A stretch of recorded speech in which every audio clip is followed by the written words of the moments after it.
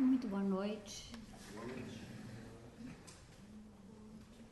Constantemente recebemos em nossa casa, e certamente muitas pessoas também recebem individualmente, pessoas que vêm angustiadas, chorosas, querendo explicações a respeito dos fatos que acontecem e que atingem famílias, grupos, cidades, países, trazendo uma comoção muito grande para todos aqueles envolvidos diretamente, envolvidos indiretamente e até os não envolvidos diretamente ou indiretamente.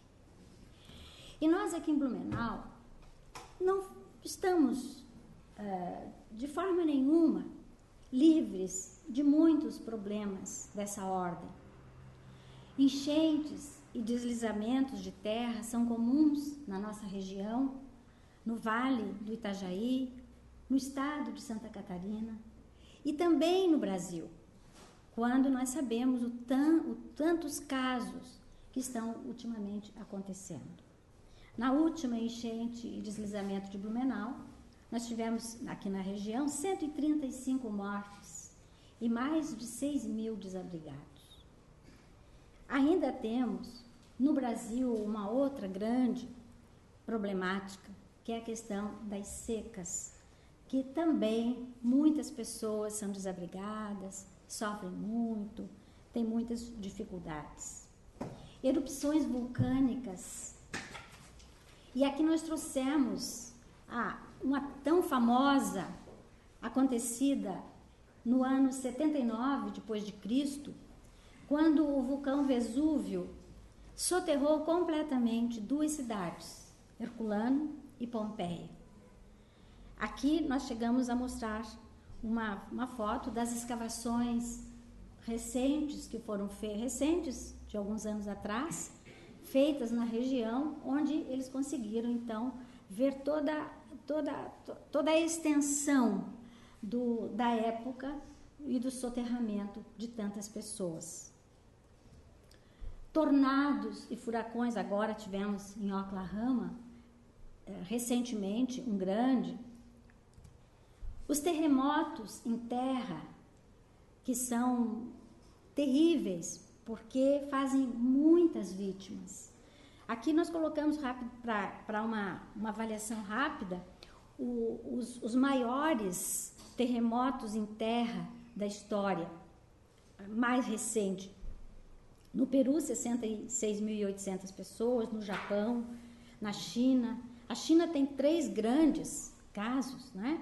Com 200 mil, com 235 mil, com 250 mil vítimas fatais. A Indonésia, 288 mil. No Haiti, o terremoto, há 2 ou 3 anos atrás, com 240 mil mortos.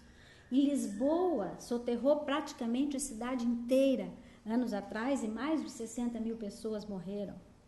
E no Hindustão, a cidade desapareceu completamente, ficando apenas um grande lago que está lá até hoje. Aqui uma figura de um dos terremotos no Japão que derrubou prédios inteiros, soterrando muitas pessoas. E os famosos tsunamis, que são terremotos marítimos, o grande, em 2004, com 230 mil vítimas, onde vários países, 14 países lá da região, sofreram uma grande devastação. Aqui, não me contive, tive que colocar essa figura que é impressionante se imaginar, se ver a situação enfrentando uma onda gigante dessa, de 45 a 50 metros de altura. E em alguns casos, até 60 metros de altura as ondas, quer dizer, mais alto que um edifício. Assustador. E as questões vão surgindo na cabeça das pessoas.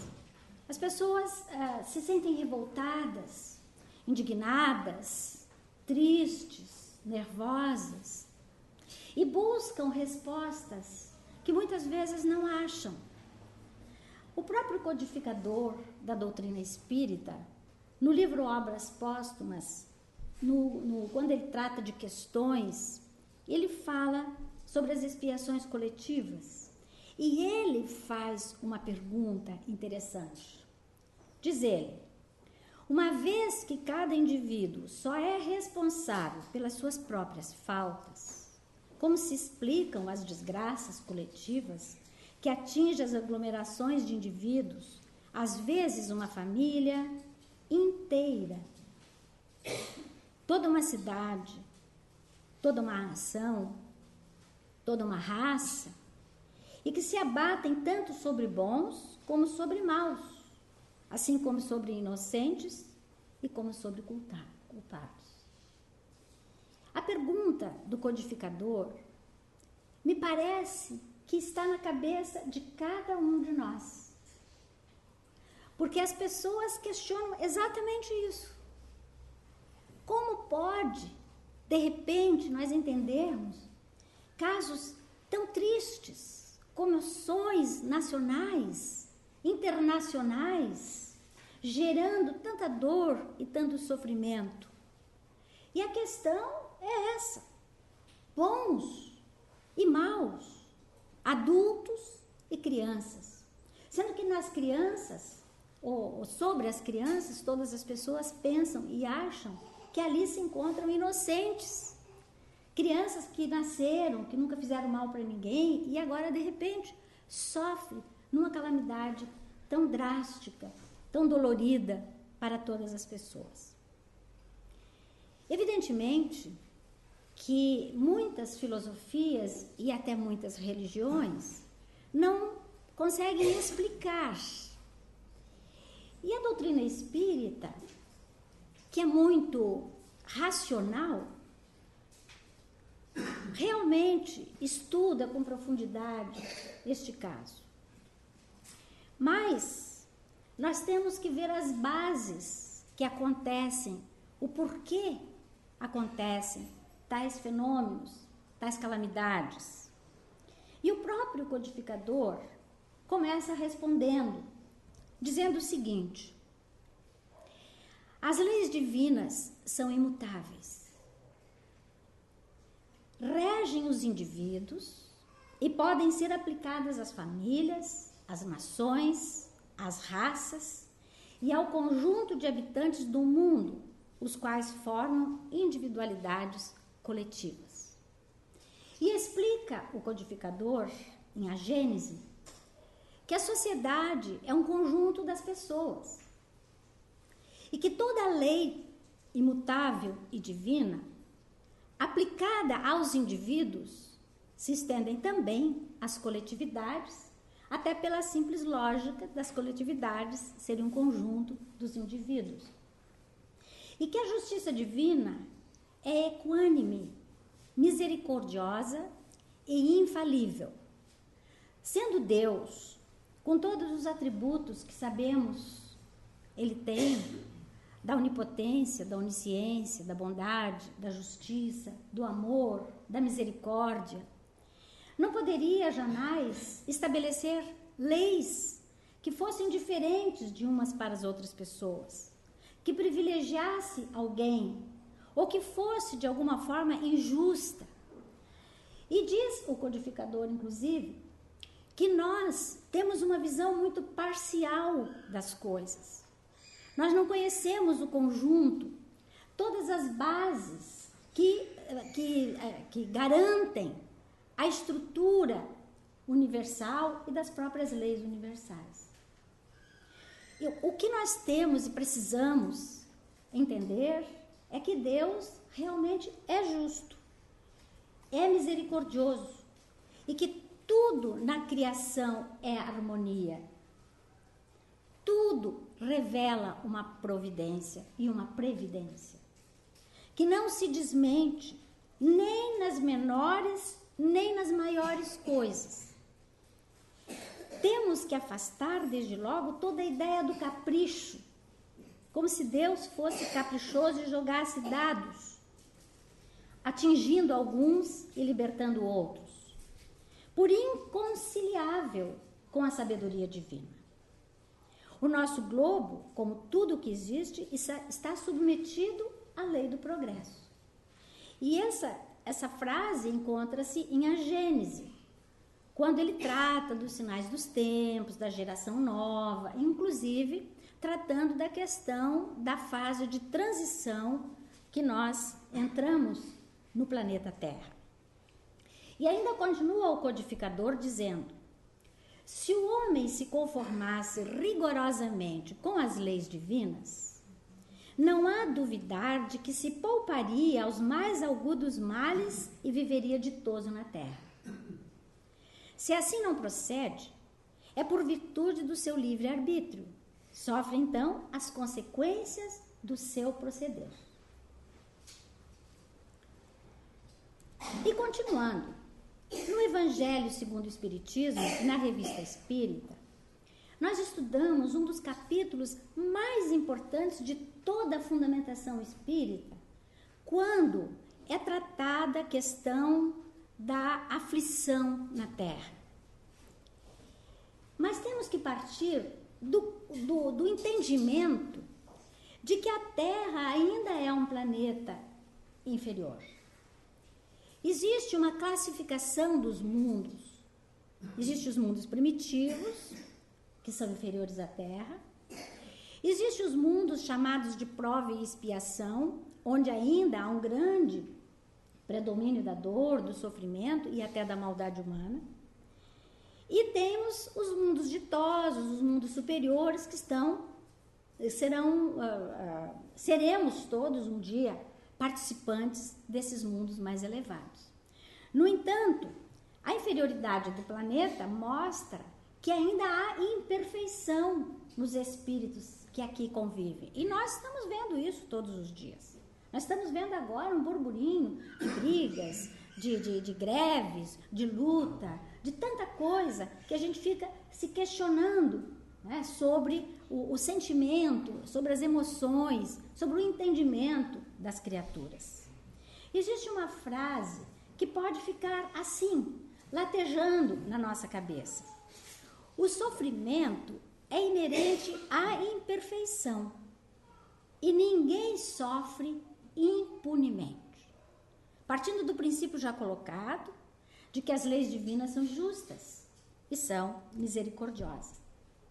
E lá na causa das aflições, nas causas, nós vemos que existem duas formas de encararmos tudo isso. Primeiro, a questão das causas atuais, que se relacionam à nossa vida presente, aos atos que nós cometemos aqui, agora, nessa vida. Que na maioria das vezes o homem é o causador dos seus próprios infortúnios, como vamos ver mais adiante no decorrer da nossa exposição. Mas existem as causas passadas. Quando nós não encontramos respostas à justiça divina, analisando a situação presente, daquela própria pergunta feita pelo codificador, como é que crianças inocentes, como é que pessoas bondosas, no nosso critério, na nossa visão, podem passar por calamidades tão difíceis e tanto sofrimento. E somente aquelas doutrinas ou filosofias que aceitam a reencarnação ou a multiplicidade das existências conseguem uma resposta racional, mais lógica, e conseguem, inclusive, entender com mais brandura e até resignação o seu próprio sofrimento. Admitindo-se, todo efeito tem uma causa. É o primeiro princípio a ser colocado aqui. E todo efeito tem uma causa, e toda causa, evidentemente, vai provocar um efeito. Admitindo-se que Deus é justo, diz lá no Evangelho segundo o Espiritismo, justa há de ser essa causa. Deus não pune ninguém pelo bem que fez, nem pelo mal que não fez. Podem raciocinar um pouquinho sobre essa frase. E continua dizendo: ora, se somos punidos, é que fizemos o mal. Se esse mal não o fizemos na presente vida, fizemos em outra existência. Falei antes que somente aqueles que admitem a pluralidade das existências, que têm uma visão de uma continuidade do processo evolutivo, que aqueles que entendem que a vida continua após a morte do corpo físico, e não só continua, mas que se tornará realmente uma realidade em próximas e próximas existências, que todos nós, ao fugirmos, ao sairmos dos trilhos naturais da lei divina, somos responsáveis pelos nossos atos e respondemos por isso, podemos compreender que realmente há uma causa passada se não encontrarmos na presente existência. Caso contrário, nenhum de nós iríamos realmente aceitar ser Deus justo se não tiver uma explicação desse gênero. E a reencarnação não é invenção do Espiritismo. A visão reencarnacionista é anterior à doutrina espírita, explicada por muitas religiões, principalmente as religiões orientais. E a doutrina espírita acatou toda a informação trazida pela espiritualidade superior justamente por ser analógica, por ser racional, por poder completar um raciocínio que mostra ser Deus realmente justo, exigindo, cobrando de cada um de nós os atos correspondentes às nossas responsabilidades quando cometemos qualquer coisa contrária à lei natural. Também nós ficamos aqui a pensar. Quantos casos que a gente vê de impunidade, e às vezes a gente fica perguntando, mas como essas pessoas fazem, estão aí impunes, e muitos sofrem as consequências dos atos dessas pessoas, e a gente não vê nem na lei humana uma resposta aos atos. Somente admitindo essa possibilidade da existência das vidas sucessivas, nós teremos então a condição de sabermos que essa vida continua após a morte do corpo físico e que aqui ou ali nós responderemos pelos nossos atos e jamais há impunidade em relação à lei divina. Admitindo-se que todo efeito tem uma causa e que cada causa gera um efeito. Por isso sabemos que a justiça é distributiva, a justiça divina, pela lei de causa e efeito. Não há falta alguma, por mais, olha atenção, não há falta alguma, por mais leve que seja, nenhuma infração da lei divina que não acarrete forçosas e inevitáveis consequências mais ou menos deploráveis. Nós estamos falando em faltas, por isso elas são mais ou menos deploráveis. E um detalhe importante, que também deve ficar assim na nossa cabeça: não há vítimas inocentes. Não há vítimas inocentes. Aquela questão proposta pelo codificador, como podem bons ou como pode crianças sofrerem tanto? Não há vítimas inocentes. A culpa, quando nós fugimos aos princípios da lei natural, está esculpida na nossa consciência, porque a lei divina está escrita na nossa consciência. Várias vezes os expositores aqui na frente já comentaram isso. Não é necessidade da gente chegar assim de dedo em riste sobre as pessoas, acusando, porque a própria consciência já vai fazer isso, de forma consciente ou até de forma inconsciente. E promove a necessidade da reparação. Faz parte da lei natural, como vamos ver. O espírito é sempre o árbitro da sua própria sorte, podendo prolongar os sofrimentos pela permanência no mal ou suavizá-los e anulá-los pela prática do bem. O espírito não precisa passar necessariamente pelo mal, desde que ele foi criado. Ele passa, sim, pela ignorância. E aí ele vai adquirindo os conhecimentos, ele vai adquirindo as experiências com o seu próprio esforço, com a sua luta, com o seu trabalho. Mas se nós sempre nos ativéssemos ao bem, às coisas positivas, nós poderíamos crescer e desenvolver nas múltiplas encarnações de forma positiva, apenas passando pelas experiências naturais que são normais naquele globo em que estivéssemos e chegarmos muito mais rapidamente ao objetivo maior da criação do espírito, que é a perfeição e a felicidade. Que um dia todos chegaremos, todos, sem exceção, porque a lei divina é imutável. Primeira frase do nosso trabalho. É imutável. E é igual, é equânime, é para todas as criaturas. Não há privilegiados e nem esquecidos na lei divina. Quais são as condições, então, dessa forma, necessárias para apagar os travos de uma falta e suas consequências? Isso se encontra lá no céu e o inferno. 3 pontos a considerar. Primeiro, a questão do arrependimento. Todo ato praticado de forma negativa, ou seja, contrário à lei divina, vai gerar uma conscientização do indivíduo, que o levará ao arrependimento. O arrependimento é o primeiro ato, porque ele mostra que estamos conscientizando-nos dos atos que nós praticamos. E o arrependimento suaviza esse sofrimento e a própria expiação, abrindo esperança e trazendo novos caminhos para que nós possamos nos libertar. A expiação é a penalidade que é imposta ao infrator das leis divinas.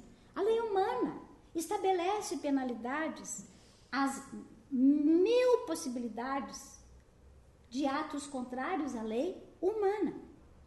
A lei natural, da mesma forma, fugiu aos princípios normais, legais, justos e misericordiosos da lei divina, nós respondemos por isso. O sofrimento causado por essa pena é a oportunidade do resgate dos erros e conduz à redenção espiritual, a que todos chegaremos ou que teremos a oportunidade.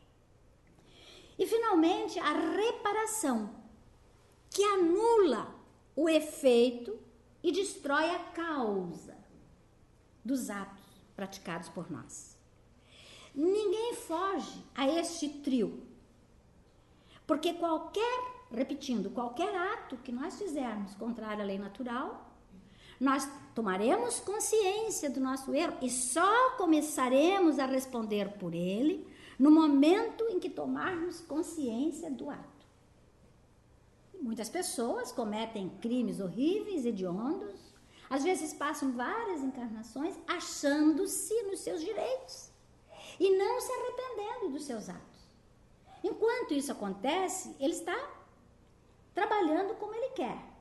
Mas no momento em que ele, mais cedo ou mais tarde, vai perceber tudo o que ele fez, aí ele cairá no arrependimento automaticamente. Responderá por isso, expiando as suas faltas, até o ponto em que ele chegará à reparação, anulando o efeito. Quer dizer, se eu fiz o mal, terei que fazer o bem, para que eu possa realmente me reequilibrar diante da lei divina. E como nós estamos falando da reencarnação, sabemos que ela não acontece por acaso, não é casual, não é improvisada, não acontece assim do nada.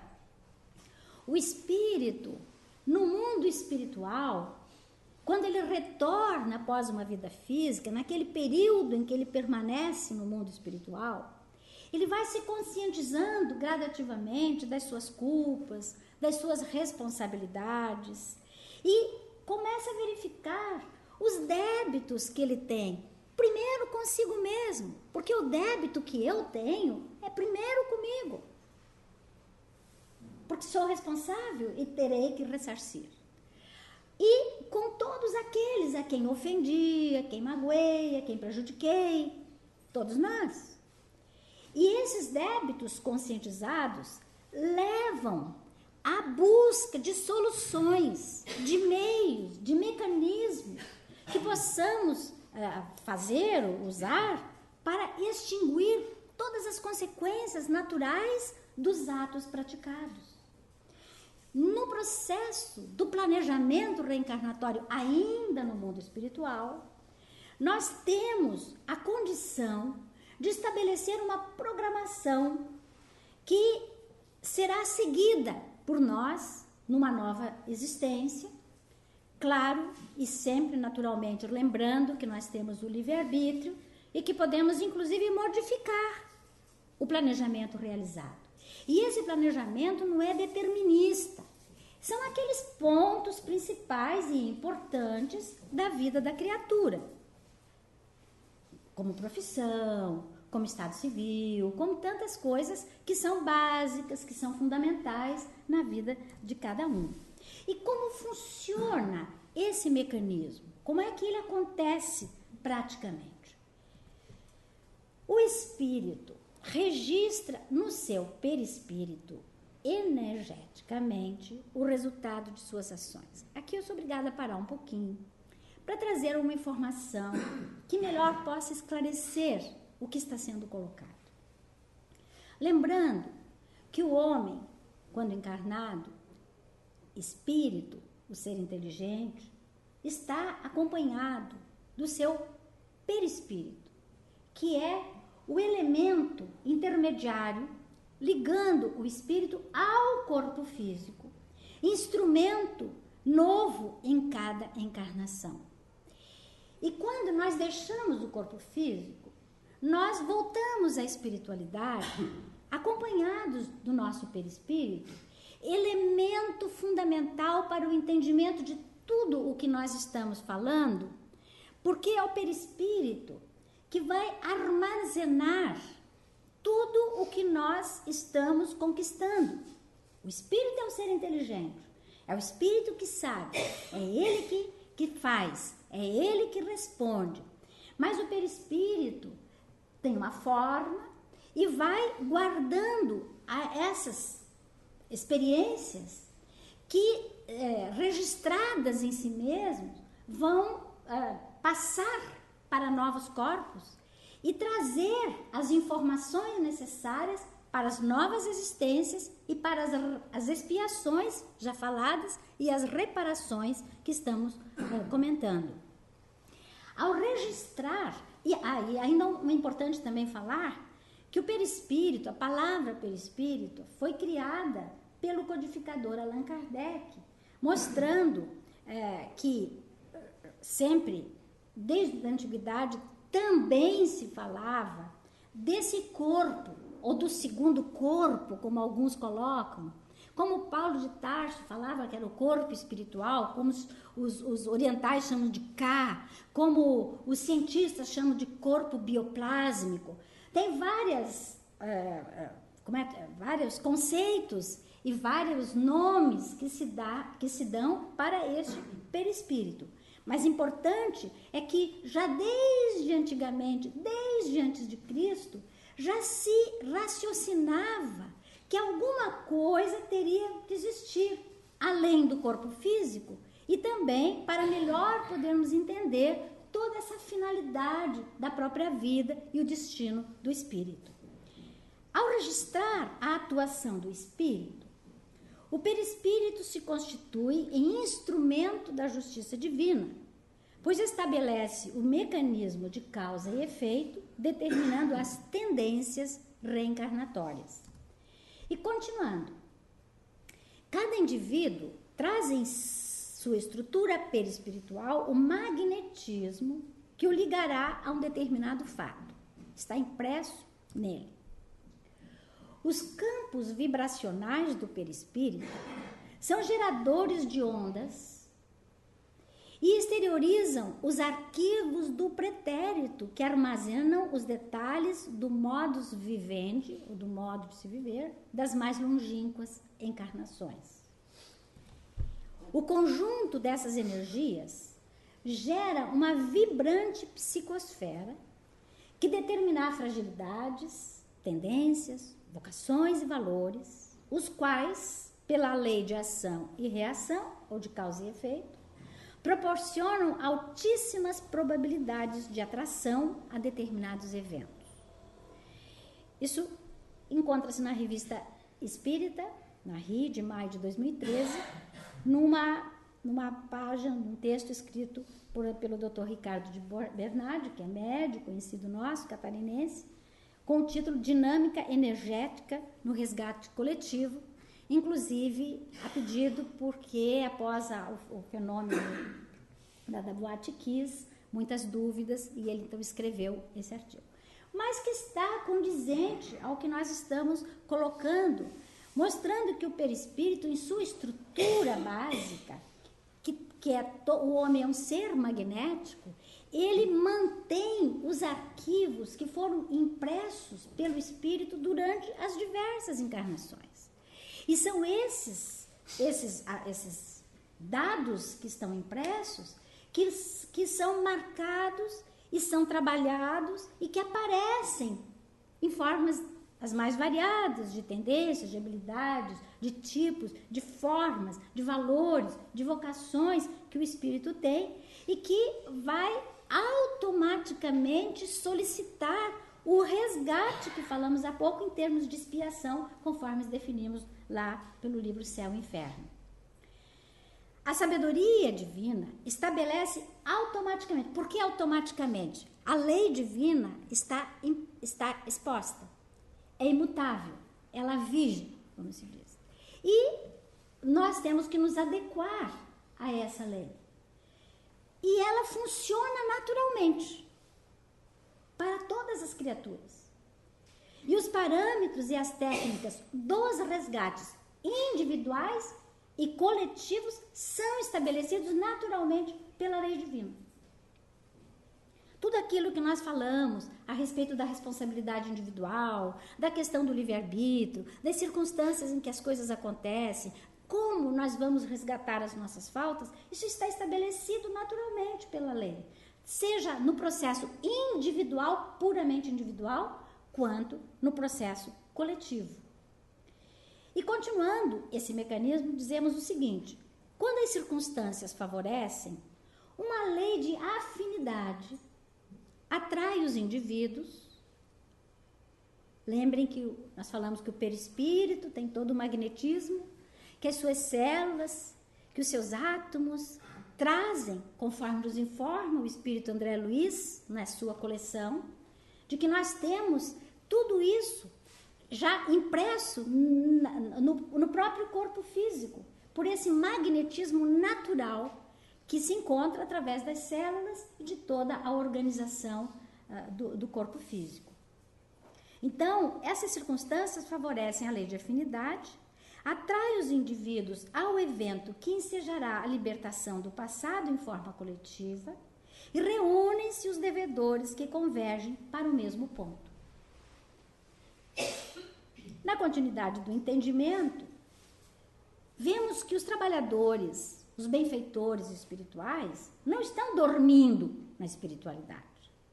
Aliás, quem assistiu o filme Nosso Lar deve lembrar do momento em que eles mostram que está havendo a guerra na Terra e que a própria colônia Nosso Lar está se preparando para receber esses espíritos que já estavam sendo acompanhados por uma equipe do Nosso Lar e de outras colônias do mundo espiritual para ajudá-los, para ampará-los.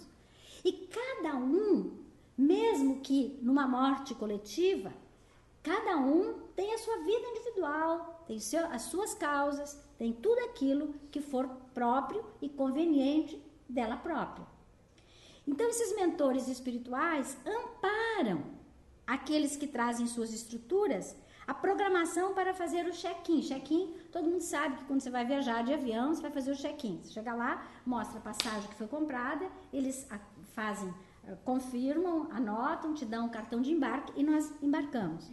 Então, todos aqueles que estão nesta programação pessoal feita no processo reencarnatório e que se afiniza e vai entrar de alguma forma num desses eventos, vai, mas também tem amparo dos mentores espirituais.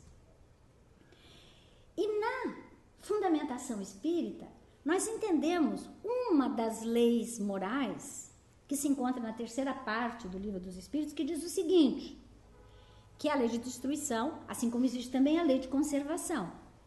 Preciso é que tudo se destrua para renascer e regenerar.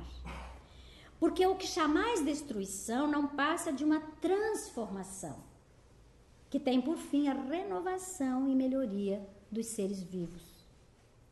E ainda em A Gênese, o codificador chama a atenção das necessidades das crises. Ele se refere às crises que avassalam, muitas vezes, famílias ou pessoas mesmo, individual, e que tende a uma melhora muito grande, que ajuda muito as criaturas, porque tudo aquilo que nós achamos que nos destrói, que mexe nós lá dentro, que nos prejudicam, são momentos que, se bem aproveitados, são experiências, nos educam, nos ajudam nas nossas mudanças. Essas grandes abalos, sejam eles individuais, sejam eles coletivos, sejam eles físicos ou sejam eles morais, são sempre oportunidades de renovação, de mudança, de busca de novos projetos, de novas ideias, de novos começos e de novos recomeços. A morte está lá dentro da própria lei de destruição, é uma necessidade da vida corporal. Voltando à questão explicada da reencarnação, sempre que nós voltamos ao mundo físico, nós precisamos de um corpo físico, este que todos temos. Este corpo não pode adentrar no mundo espiritual com essa constituição. Essa é a morte que fica. E nós adentramos ao mundo espiritual sem esse corpo físico, apenas acompanhando-nos o nosso perispírito. E por isso mesmo é uma necessidade, porque não há como nós levarmos o nosso corpo físico. E a lei da morte do corpo físico é inexorável, ela faz parte da lei de destruição nesse sentido, mas é uma transformação para uma vida nova, para um novo recomeço.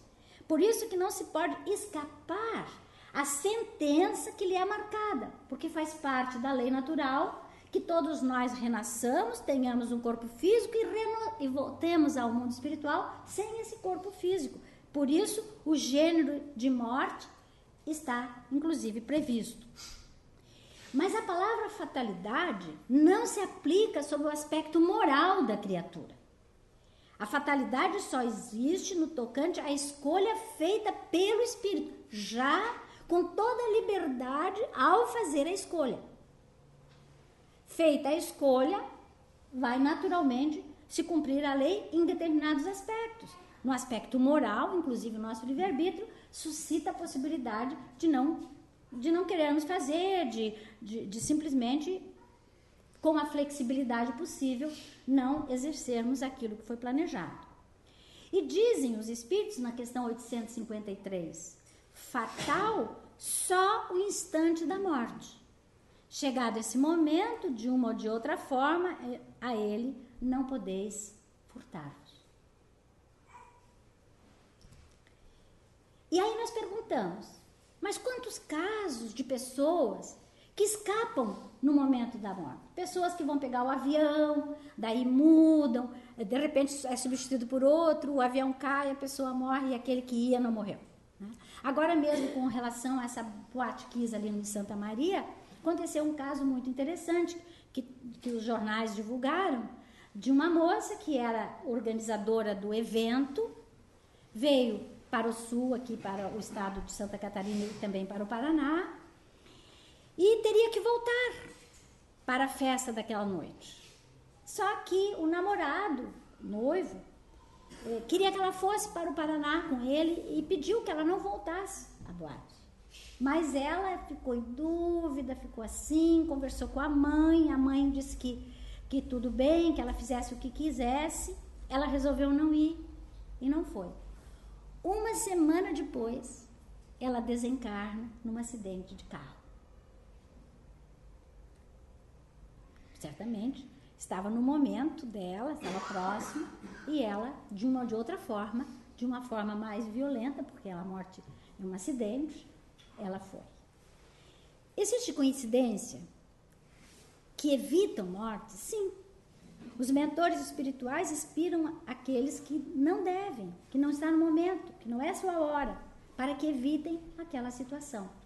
E aqui nós estamos contando um caso que o nosso irmão Raul Teixeira, é um grande expositor espírita, que a maioria que eu acho que conhece, sempre contou várias palestras dele, que quando ele tinha 12 anos de idade, aconteceu aquele acidente em Niterói que morreram 503 pessoas e muitos feridos, no dia 17 de dezembro de 1961. Ele, que era órfão de mãe, estava aguardando o pai vir do serviço numa ansiedade danada para ele ir ao circo, que os amigos já tinham ido e ele estava naquele desespero e agoniado, e o pai não conseguiu chegar numa hora, atrasou-se. E quando o pai chegou, já era 2h30 da tarde, e ele então não conseguiu, o pai até insistiu que o levaria lá perto, ele não quis mais ir, porque já havia passado. E quando ele disse que logo começaram a ver a fumaça e tal. Não era o momento, alguma coisa sempre acontece daqui, dali, que nós muitas vezes não conseguimos até compreender. As grandes catástrofes, diz a doutrina espírita, são encarnações e desencarnações coletivas naquilo que se chama imigração e emigração dos espíritos, vindo do mundo espiritual para o corporal, voltando do corporal para o mundo espiritual, mas que fazem parte de todo esse planejamento de organização dos próprios mundos. E o que acontece nas grandes catástrofes, normalmente? Duas coisas importantes. Primeiro, a destruição dos corpos. É isso que acontece nas grandes catástrofes. Venha por flagelo ou por uma causa comum, a verdade é que, quando chega o momento, ninguém deixa de morrer, individual ou coletivamente. E o espírito não perece. Outra coisa que tem que ficar gravado conosco. O corpo destrói, mas o espírito não perece. Ele volta ao mundo espiritual. Continua vivendo, continua pensando, continua amando e continua respondendo por tudo que ele já fez, recebendo os méritos daquilo que foi positivo e sofrendo consequências das coisas que ele ainda deve. Desde que o espírito foi criado, ele jamais morrerá. Ele ficará eternamente. A destruição natural, essas que nós mostramos, seca, enchente, neve, tempestade, tsunami, aquele terremoto, ocorrem, tudo isso, em obediência às leis divinas, naturais, dentro de uma normalidade, da própria transformação do mundo físico, do planeta. E de acordo com as necessidades previstas naturalmente pela lei divina. Visa a felicidade do homem, porque promove o seu progresso. E um detalhe importante, não impõe às vítimas culpas, remorsos, crise de consciência, porque não foi o homem diretamente que provocou as destruições naturais. E aí, aquela pergunta que acho que muita cabecinha está fazendo. Com que fim Deus fere a humanidade com os flagelos destruidores?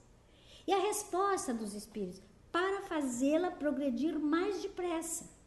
Porque estimula a inteligência, O homem busca soluções para resolver os seus problemas, trabalha de forma muito mais racional, demonstra paciência, resignação, desinteresse, busca o bem, busca a solidariedade, trabalha a fraternidade, mexe lá com as suas emoções, com os seus sentimentos e obriga o homem a buscar formas para facilitar a sua própria vida, trazendo-lhe o bem-estar. Então, ajuda na fertilização, busca pontes para facilitar o transporte e tanta coisa que a gente sabe que poderíamos ficar uma noite inteira aqui repetindo, na ciência, buscando medicação, remédios que ajudem a acabar com pestes, com tantos problemas que existem, facilitando a vida do homem. Agora, existem os flagelos provocados pelo homem, que são resultantes da sua imprevidência, na sua negligência, dos seus vícios, das suas disputas, das suas dissensões, dos seus crassos erros contra si, contra a humanidade, né? Do egoísmo, de tudo aquilo que nós sabemos que o homem ainda, como colocamos antes, no mundo de provas e expiações, ainda tem. E esse sim gera uma consequência grave. São desrespeito às leis divinas e são computados na contabilidade individual e o homem terá que reparar. Reparar é o terceiro passo. Vimos que tem o arrependimento e a expiação antes da própria reparação. Quando o homem provoca, ele responde. Como exemplo de alguns dos flagelos causados pelo homem, a miséria, a fome, consequência da sua falta de fraternidade, de solidariedade, de trabalho. A fome, dizem dados das Nações Unidas, mata 25 mil pessoas por dia no mundo. Gente, fome. E 12 crianças a cada minuto no mundo. Hoje, dados recentes da ONU. Pestes, também provocadas por falta de cuidados do homem. Tivemos peste como a negra, que matou mais da metade da população da Europa. A gripe espanhola, que tão falado, que eu me lembro que eu era menina, eu ouvia falar, os meus avós falavam da gripe espanhola, de 20 a 40 milhões de pessoas na Europa e mais de 30 mil no Brasil. E temos a varíola, citei apenas 3 aqui, a varíola, que é uma doença já extinta, graças a Deus, terrível, né? Que matou só na Europa 60 milhões de pessoas. Os desastres aéreos, por inconsequência do homem, por descuido, por falha, enfim. Temos o voo da TAM, que matou 199 pessoas, e da Air France, em 2009, com 228 casos. O famoso, pior acidente marítimo até hoje, considerado, né, o maior, até na época o maior acidente, 1.523 pessoas faleceram e 2.240 estavam a bordo. As guerras, assassinatos em massa.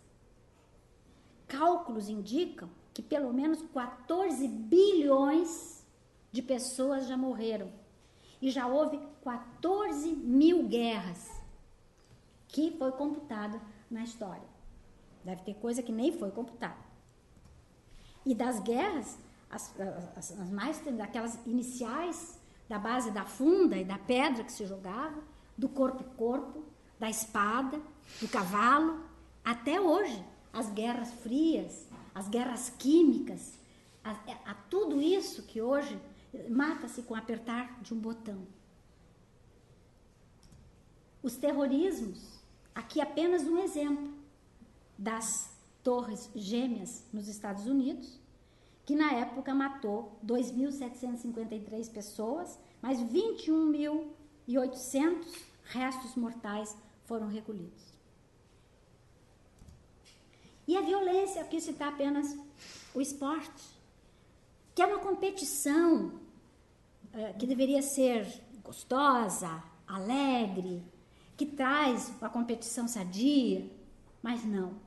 A maior violência no esporte, até hoje, computada, aconteceu no Peru, no jogo Peru e Argentina, em 64, quando a Argentina ganhava de 1-0, o Peru fez o outro gol, empatou e o povo não gostou, iniciou uma revolução dentro do campo, morreram 318 pessoas e mais de 500 pessoas ficaram feridas aqui na América do Sul.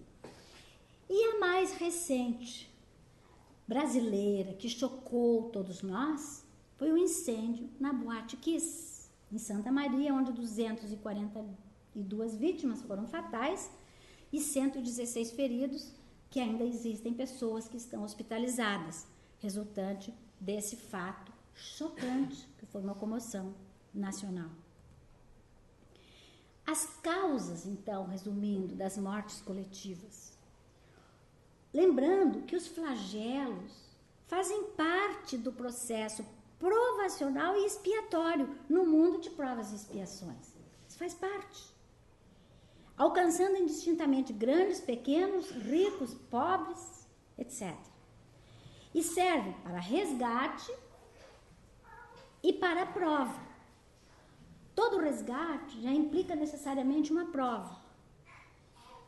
E a prova, que não necessariamente é resgate, mas que é um teste que ajuda o indivíduo a se verificar, a se analisar, a se avaliar, a enfrentar situações que o coloquem em xeque, capaz de mostrar o tanto que ele já se depurou, o tanto que ele tem condições já de galgar um passo ou um degrau adiante. O resgate sempre corrige os rumos e leva os indivíduos ao reajuste espiritual. E os espíritas, o que podem fazer para conformar, para confortar, para auxiliar essas pessoas que sentimos profundamente o seu sofrimento, a sua dor, apesar de compreendermos essa lógica e essa racionalidade que a doutrina espírita apresenta? Então, existem várias formas, mas a principal delas é a questão da solidariedade. E a maior solidariedade que o espiritismo pode fazer, o que o espírita pode fazer, é esclarecendo os princípios, abrindo, clareando a mente das pessoas para que elas não se revoltem, para que elas não cometam atos de vingança, para que elas não façam coisas que as prejudiquem mais e mais nesse processo evolutivo. Esclarecer a essas pessoas que a morte é do corpo físico, mas que essas criaturas, como já dissemos antes, continuam vivendo. Elas não se acabaram. E que encontram-se na vida espiritual, que às vezes estão perto de nós, que estão convivendo conosco, que têm a condição de voltar, que todos vamos nos reencontrar um dia.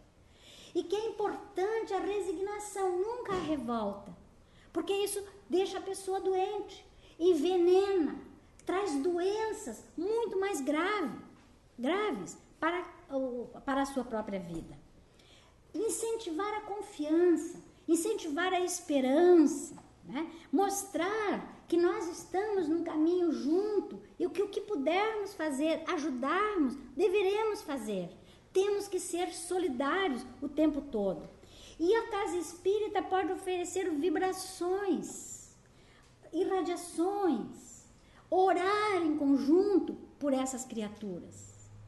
Então, esses passos são básicos, são fundamentais, para que a gente, juntamente com Emmanuel, entendamos que, Emmanuel diz assim, lamentemos sem desespero, quantos se fizerem vítimas de desastres que nos confrangem a alma. A dor de todos eles é a nossa dor. Os problemas com que se defrontam são também nossos problemas. Não nos esqueçamos, porém, que nunca estamos, olha que frase linda de Emmanuel, nunca estamos sem a presença da misericórdia divina junto às ocorrências da divina justiça. O sofrimento é invariavelmente reduzido ao mínimo para cada um de nós. O Pai, ao estabelecer as suas leis divinas, imutáveis, como já colocamos, ele nunca, jamais tem qualquer ideia, como nós ainda, de vingança, de raiva, de ódio, de querer aumentar para ferir a outra pessoa. Nós respondemos sim pelos atos, mas reduzimos, é reduzido ao máximo dentro das possibilidades para que o menor sofrimento seja causado aos indivíduos. Tudo se renova. Olha a lei de destruição e da renovação. E Deus nos concede sempre o melhor. Essa página é do Espírito Emmanuel, sobre a psicografia de Francisco Cândido Xavier. E encerrando o nosso trabalho, lembremos que Jesus nos chamou a atenção, dizendo que bem-aventurados são os aflitos, porque serão consolados. E aqui nós recordamos aquela passagem tão bonita e tão falada do filho pródigo, que depois de acabar com tudo, de desobedecer o pai, de acabar com toda a sua volta. E o pai de braços abertos o recebe, porque ele dá nova oportunidade, porque aquilo que ele já sofreu, que ele já expiou, ele volta com possibilidades de resgate e é acolhido pelo pai, que é amoroso, que é justo e que é bom. E não poderia deixar de me referir às tristes mortes coletivas da época inicial do cristianismo. Aquelas mortes, talvez as mais terríveis, que aconteceram no Coliseu em Roma, onde milhões de pessoas gritavam desesperadamente, alegremente, como se fosse um torneio de esportes, para verem as mortes dos cristãos que oravam em conjunto, que cantavam em conjunto, ao serem pisoteados e esganados, mortos pelas feras, por aqueles que eram queimados. Colocava-se óleo nos corpos e colocavam esses cristãos como tochas vivas, iluminando a festa daquele dia. Mas o que nos conta a espiritualidade maior é que esses cristãos, quando estavam no momento supremo do seu desenlace, eram recebidos imediatamente na espiritualidade por uma equipe de espíritos bondosos, capitaneados, orientados por Jesus. E naquele momento, eles, vencendo as suas dificuldades, adentravam no mundo espiritual, iluminados e livres de qualquer ideia de culpa. Estavam iniciando uma nova era para eles, porque a crise e tudo aquilo que eles tinham que passar acabou. E eles, nessa destruição coletiva, entravam num momento belo de volta ao lar e aos braços do Mestre. Espero que tenha havido alguma explicação que pudesse auxiliar aquelas pessoas que tinham dúvidas e que realmente é a dúvida de todos nós, mas que a doutrina espírita, na sua grandeza, racionalidade e lógica, nos esclarece tranquilamente. Muita paz.